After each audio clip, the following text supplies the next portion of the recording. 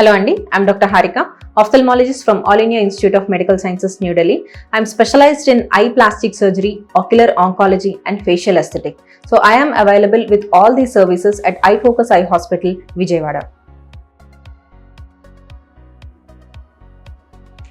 ఈరోజు మనం ఐలిడ్ హుడ్డింగ్ అంటే ఏంటి, దాని లక్షణాలు ఏంటి, దానికి ట్రీట్మెంట్ ఆప్షన్స్ ఏంటి, దీని గురించి మనం మాట్లాడుకుందామండి. అసలు ఐలిడ్ హుడ్డింగ్ అంటే ఏంటి? హుడ్డింగ్ అంటే ఏంటంటే ఏదైనా ఎక్కువగా ఉండి అది జారిపోతూ ఉండడం అనమాట. ఇప్పుడు కొంతమందికి మనకి ఏజ్తో చూస్తూ ఉంటాం. ఇప్పుడు ఏజ్ తోటి కంటి రెప్ప మీద ఉన్న స్కిన్ అనేది ఎక్కువగా సాగిపోతూ ఉంటుంది. అలా సాగిపోవడం వల్ల ముందుకి ఏలాడి పడిపోతూ ఉంటుంది. వాళ్ళకి కంటి రెప్ప పొజిషన్ కరెక్ట్గా ఉన్నప్పటికీ ఈ స్కిన్ లూజన్ అప్ అయిపోయి ఇలా ఏలాడుతూ ఉండడం వల్ల అలా ముందుకొచ్చి కవర్ చేసేస్తూ ఉంటుంది. సో దీనివల్ల వాళ్ళు కన్ను చిన్నగా అయిపోయింది అనేసి అనుకుంటూ ఉంటారు. సో దీనికి ఏంటంటే వాళ్ళకి చూపు ఏం ఎఫెక్ట్ అవ్వదు, కానీ ఈ సైడ్ ఫీల్డ్ అంటే విజన్ వాళ్ళకి ఇలాగ అడ్డుగా ఉండడం వల్ల ఈ సైడ్ విజన్ అనేది వాళ్ళకి గ్రాడ్యువల్గా తగ్గిపోతూ ఉంటుంది.